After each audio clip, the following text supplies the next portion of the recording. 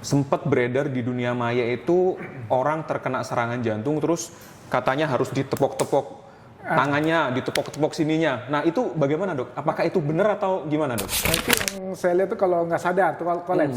Ya, kalau sampai kolaps, mungkin maksudnya membangunkan, ditepok-tepok, tapi bukan tepok-tepok yang terus-terusan begini. Kalau nggak bangun benar-benar nggak sadar ya itu harus dilakukan namanya CPR. Oh CPR. Ya, dilakukan kayak RJP ya, RJP, kompresi jantung paru. Aorta, aneka obrolan harapan kita. Halo Sobat Jantung, selamat pagi. Kembali lagi bersama saya Dr. Tony dalam Aorta, aneka obrolan harapan kita. Pagi ini kita akan membahas terkait dari nyeri dada sampai ke kamar cat. Sudah bersama saya Dr. Isman Firdaus. Selamat pagi dok. Pagi Dr. Tony. Bagaimana dok kabarnya dok? Alhamdulillah baik, sehat. Lagi banyak aktivitas dok? Ya biasa kan pasien datang silih berganti di poliklinik, di ruang rawat. Cukup sibuk ya dok ya berarti dok. Ya. Untuk pagi ini dok, kita mau ngebahas terkait nyeri dada dok. Dari mulai pasien pertama kali merasakan nyeri dada sampai biasanya masuk ke kamar kateterisasi. Baik. Nah, kita juga tahu kan dok, sekarang penyakit jantung ini jadi isu nasional, jadi penyebab kematian nomor 1 di seluruh dunia, baik di Indonesia juga, dan dari Pak Menkes juga menaruh perhatian terhadap itu kan ya dok ya. Nah, kalau nyeri dada dok, kan ada yang disebabkan oleh jantung, ada yang bukan disebabkan oleh jantung. Itu membedakannya seperti apa dok untuk di masyarakat itu? Ya, secara umum nyeri dada karena jantung sifatnya tumpul di bawah dada, di bawah dada atau istilah kedua substernal, tumpul dan tidak bisa ditunjuk. Itu secara umum. Dan yang kedua, secara umum dicetuskan oleh aktivitas. Ya, aktivitas di sini artinya tidak selamanya aktivitas secara fisik, tapi psikis juga. Ya, misalkan marah, emosi, terlalu gembira, terlalu sedih, aktivitas naik tangga, main bola, futsal, dan lain-lain. Nah, apabila saat aktivitas terus nyeri, nah di dada, nah itu kecurigaan dari jantung. Namun kalau dikatakan nyeri dada yang serangan, itu bukan saat aktivitas, tapi saat istirahat. Nah, itu nyeri dada saat istirahat, nah itu bersifat subternal, kita curiga serangan akut. Serangan akut gitu. Terus ini dok, bukan kok kita mendoakan buruk ya dok ya. Kalau misal ada saudara kita, kolega kita, rekan kerja kita, ternyata dia mengalami nyeri dada. Nah, kita yang berada di situ, apa hal yang harus kita lakukan dok? Ya kalau ada teman kita, misal ada kita ya, ada teman kita mengalami nyeri dada, tentu nomor 1 untuk diistirahatkan. Boleh duduk atau baring tapi tetap setengah duduk, lalu kita persiapkan untuk segera bawa ke fasilitas terdekat. Ya, jangan diajak ngobrol, jangan dia suruh jalan, kalau bisa pelan-pelan bawa dengan taksi atau dengan mobil ke fasilitas kesehatan terdekat. Untuk apa? Untuk mendapat namanya diagnosis yang tepat dengan EKG. Jadi dengan rekaman jantung di fasilitas kesehatan akan menentukan apakah pasien ini dalam kondisi serangan jantung atau tidak. Begitu. Sempat beredar di dunia maya itu orang terkena serangan jantung terus katanya harus ditepok-tepok tangannya, ditepok-tepok sininya. Nah itu bagaimana dok? Apakah itu benar atau gimana dok? Nah itu yang saya lihat tuh kalau nggak sadar tuh kolaps. Ya, kalau sampai kolaps, mungkin maksudnya membangunkan, ditepok-tepok, tapi bukan tepok-tepok yang terus-terusan begini. Kalau nggak bangun benar-benar nggak sadar ya itu harus dilakukan namanya CPR. CPR. Ya, dilakukan kayak RJP ya, RJP, kompresi jantung paru. Tapi bukan tadi diketok-ketok tangannya sampai nggak diapa-apain, itu juga salah ya. Begitu. Kalau timingnya dok, berapa lama sih dari orang kena nyeri dada sampai harus dibawa ke fasilitas kesehatan terdekat, dalam hal ini rumah sakit gitu dok? Ya, timing the best-nya itu 30 menit sejak ada keluhan ke rumah sakit atau ke vaskes terdekat.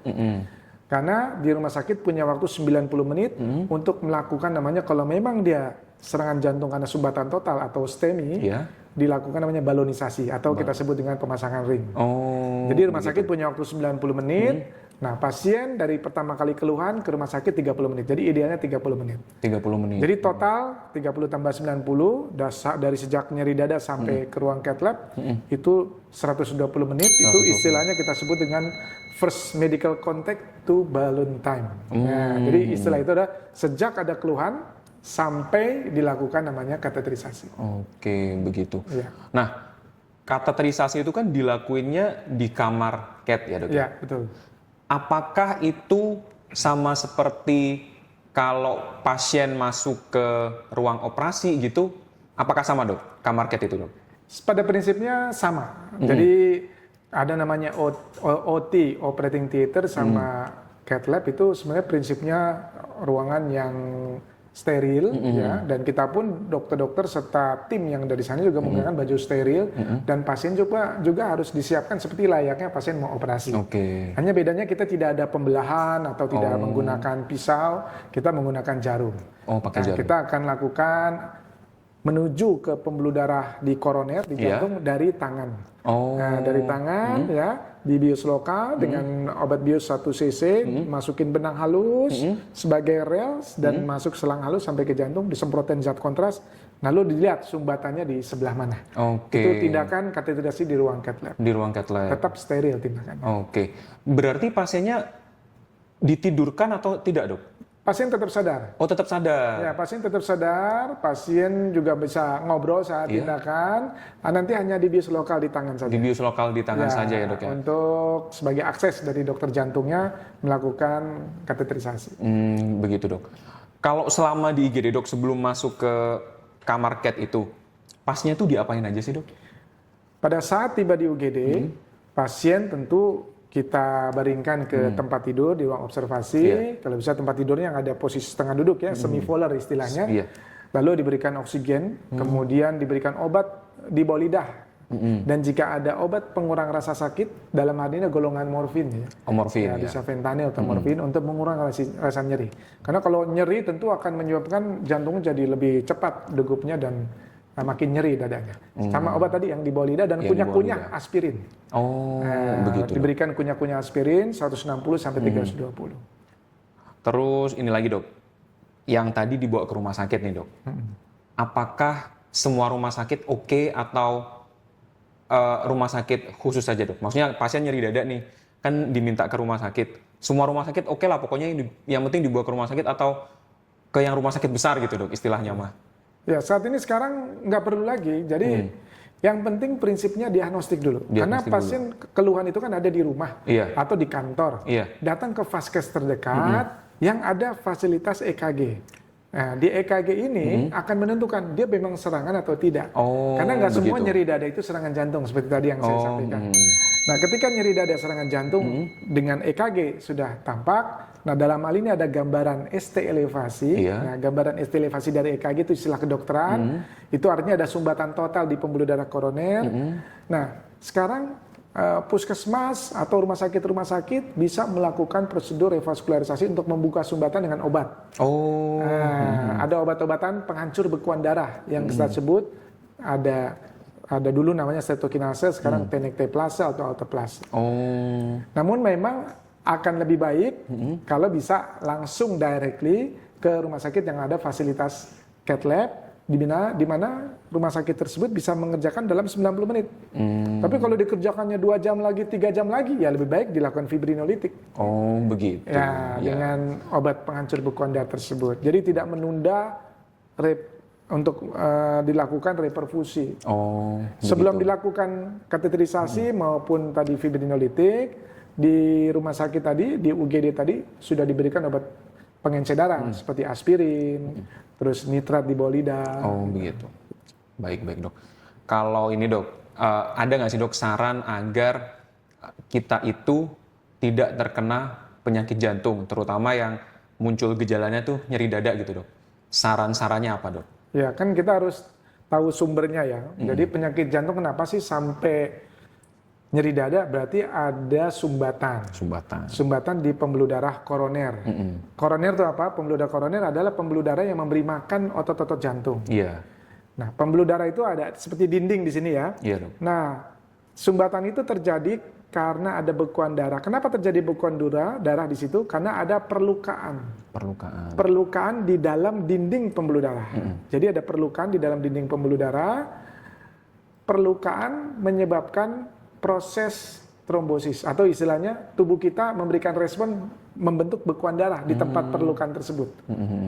Nah, perlukaan dari mana? Nah, itu proses perlukaan itu dari proses aterosklerosis. Jadi sering dengar istilah aterosklerosis kan? Iya dok. Nah, aterosklerosis.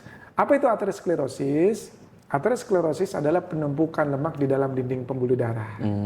Jadi akan seperti ada benjolan kayak bisul. Oh kayak bisul. Nah, seperti bisul di dalam dinding pembuluh darah. Kalau bisul ada di kulit, bisa pecah nggak bisul? Bisa dok. Bisa.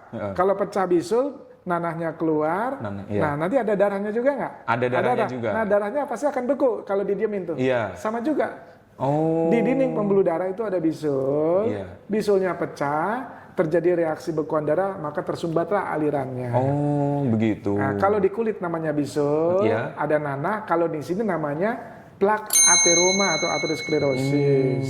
Yang keluar bukan nanah, tapi yang keluar adalah ateroma, lemak-lemak. Lemak-lemak. Nah, dia karena ada di dalam darah akan merespon dengan jadi proses pembekuan di situ. Maksudnya bagus, tujuannya menutupi luka. Iya. Jadi lukanya tertutupi, tapi ternyata menutupi aliran. Itulah proses namanya aterosklerosis. Makanya prinsipnya penanganan serangan jantung atau sumbatan ini adalah segera membongkar bekuan darah itu. Ya, kemudian melebarkan aliran. Itu prinsip. Oh iya, begitu.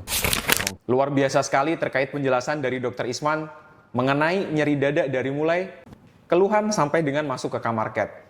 Untuk tayangan video ini dapat Anda saksikan di YouTube channel kita PJN Harapan Kita atau melalui Instagram kita di PJN Harapan Kita. Jika Anda membutuhkan informasi lebih, dapat menghubungi kami di 15034. Saksikan terus Aorta pada episode selanjutnya. Terima kasih, dadah!